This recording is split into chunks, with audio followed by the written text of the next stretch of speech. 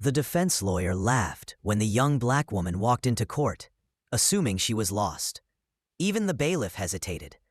But she didn't flinch. She stepped past them all and took her place behind the bench. The courtroom fell silent because the woman they just mocked wasn't there to watch the trial. She was there to lead it. Monday morning. The courtroom buzzed with low murmurs and the scent of old paper. Defense attorney Paul Minton leaned back in his chair, smug and unbothered. The case seemed routine, a small fraud trial, barely worth the ink on his notes. That's when she walked in, black, young, confident, wearing a tailored gray suit and carrying a garment bag over her shoulder. Paul squinted, then chuckled. "Public galleries back there, sweetheart." Even the bailiff, mid-50s, grizzled, took a step toward her. "Ma'am, you may be in the wrong." She didn't stop. She didn't answer. Instead, she walked past the gallery, past the attorney's tables, and straight to the elevated bench.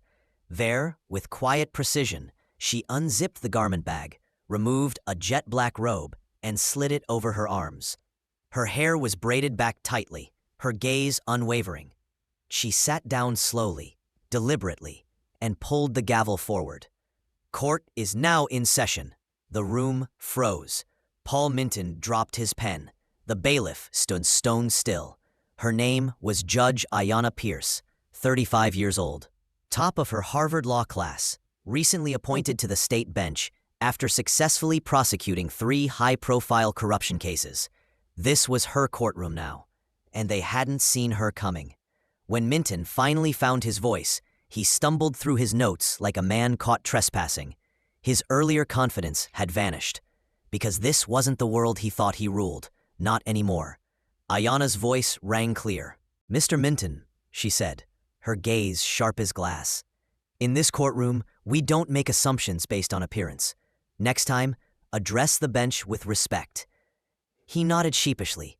The case proceeded, but the real verdict had already been delivered. Never underestimate a black woman who knows her worth and walks like she owns the room, because sometimes she actually does. If this story moved you, please like the video and comment, "She owned the bench." Subscribe for more powerful moments where justice redefines itself.